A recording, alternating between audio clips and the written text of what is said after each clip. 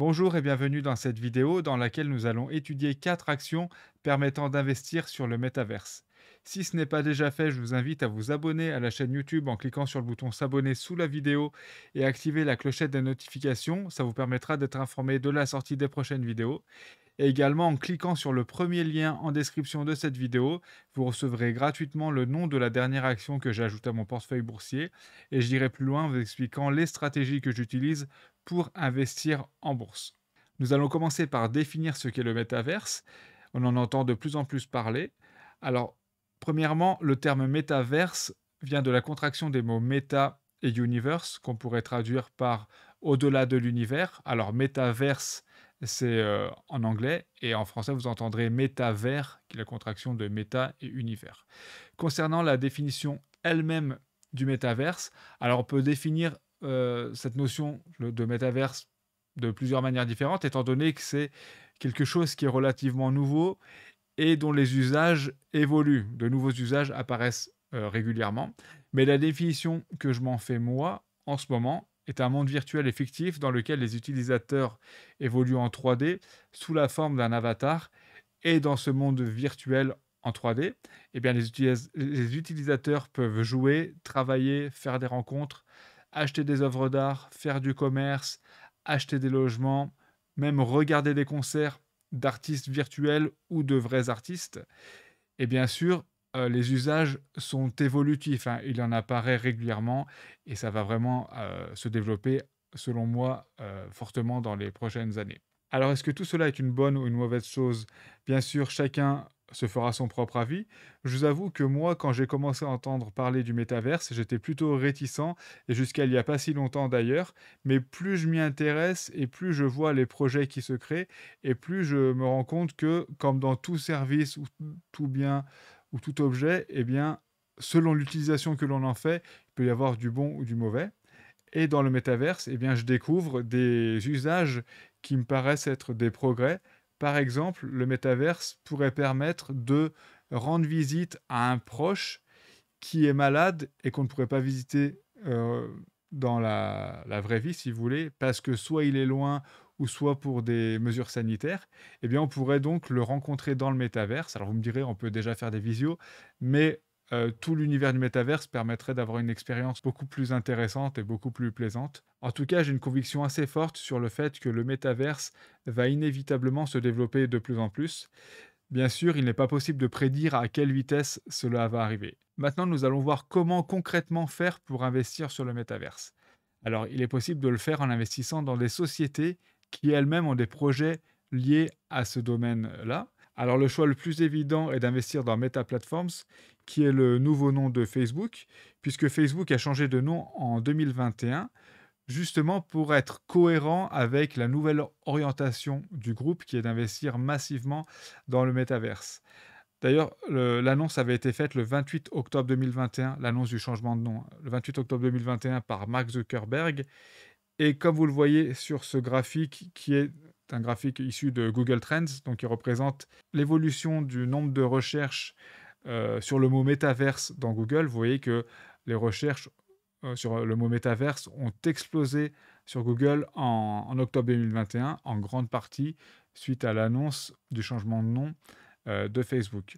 Alors je dirais que c'est une évolution logique de Facebook, puisqu'on peut dire que finalement les réseaux sociaux comme Facebook, comme l'application Facebook, sont les prémices du métaverse, puisque on commençait à avoir, donc les personnes physiques commençaient à avoir une vie qu'on pourrait dire digitalisée. Bien sûr, il n'y avait pas ce monde en 3D, mais la vie réelle des personnes commençait à être virtuelle et se passer sur Internet.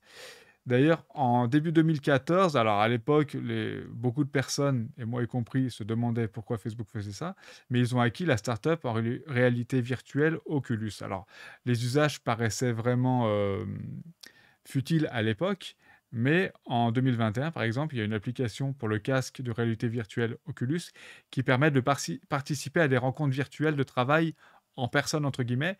Je dis bien en personne parce que là, on ne parle pas simplement de visioconférence, hein. On parle vraiment d'une réalité virtuelle, c'est-à-dire que vous êtes avec votre casque de réalité virtuelle, vous pouvez travailler avec d'autres personnes, mais vous voyez pas seulement leur écran, vous voyez également les personnes, vous voyez, leur clavier, leur bureau. Donc c'est vraiment, ce monde-là, le métaverse. Ensuite, une autre société qui est fortement liée à beaucoup de projets dans le métaverse, qui est Nvidia. Alors, vous connaissez certainement Nvidia, qui fait partie des leaders en intelligence artificielle, en jeux vidéo, en véhicules autonomes. Nvidia est spécialiste dans le développement de processeurs graphiques qui sont utilisés pour le fonctionnement des jeux vidéo et des plateformes de réalité virtuelle. Pour résumer, ce sont des composants électroniques qui permettent à toutes ces plateformes de tourner. Nvidia a également créé en 2019 la plateforme Omniverse, qui permet notamment aux développeurs de modéliser virtuellement des objets physiques et également de collaborer sur tous ces projets-là. Donc on voit que Nvidia, à travers sa plateforme Omniverse et à travers ses clients qui sont investis dans le métaverse, est elle-même donc à plusieurs niveaux liée fortement au métaverse. Ensuite, un autre choix qui est l'investissement dans Roblox. Il s'agit d'un jeu vidéo sorti en 2005, destiné aux enfants et aux adolescents, dans lequel les utilisateurs eux-mêmes peuvent créer des jeux, par exemple des courses d'obstacles, des simulations, des escape games, et les utilisateurs eux-mêmes peuvent également visiter les jeux des autres joueurs et modifier leurs personnages virtuels, donc en achetant des objets, par exemple des chapeaux, des vêtements ou autres. Alors Roblox n'est pas forcément très connu chez les adultes. Par contre, sachez qu'il est très présent chez les jeunes et que Roblox représente plus de 200 millions d'utilisateurs mensuels. Et le domaine du jeu vidéo est un business énorme. Pour information, par exemple, en 2020, le chiffre d'affaires mondial du secteur du jeu vidéo a représenté environ 175 milliards de dollars. Pour comparaison, le chiffre d'affaires du cinéma en 2020 était de 12 milliards et celui de la musique environ 20 milliards de dollars. Étant donné que Roblox est sorti en 2005, eh bien, ils ont une longueur d'avance sur beaucoup de leurs concurrents directs, ce qui pourrait être bénéfique à Roblox lorsque le métaverse explosera. Et enfin, le quatrième choix que nous allons étudier n'est pas une action d'une société, mais un ETF composé d'un panel de différentes sociétés qui sont toutes liées au métaverse. Donc il s'agit de l'ETF Roundhill Ball Metaverse, que vous pourrez retrouver avec le ticker METV. Donc il s'agit d'un ETF américain qui n'est donc pas disponible pour les clients européens, mais bien sûr, je vais vous proposer des solutions permettant d'investir sur cet ETF-là. Donc première solution, il est possible de passer par le marché des options, parce que les options sur cet ETF-là sont, elles, accessibles aux Européens. Par contre, les options sont des produits dérivés assez complexes que je déconseille fortement aux investisseurs débutants ou n'ayant pas des capitaux élevés.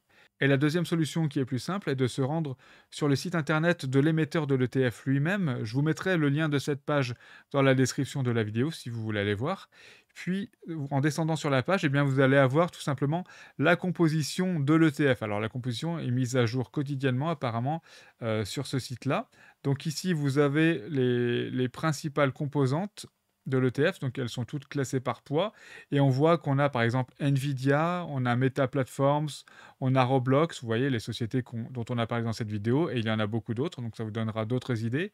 Et en cliquant sur Full ETF Holdings, eh bien vous allez avoir la composition complète. Alors là, vous avez vraiment toutes les lignes des sociétés qui composent cet ETF-là, toujours classées par poids. Donc voilà, ça va vous donner d'autres idées, d'autres sociétés qui sont investies dans le métaverse. J'espère que cette vidéo vous a plu et vous aura apporté des informations intéressantes.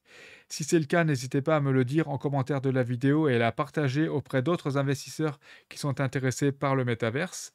Si ce genre de vidéo dans laquelle je vous donne des idées d'investissement sur une thématique particulière vous plaît, eh bien n'hésitez pas à m'indiquer d'autres thématiques en commentaire de la vidéo sur lesquelles vous aimeriez avoir ce genre de vidéo. Je vous dis merci pour votre attention et à bientôt.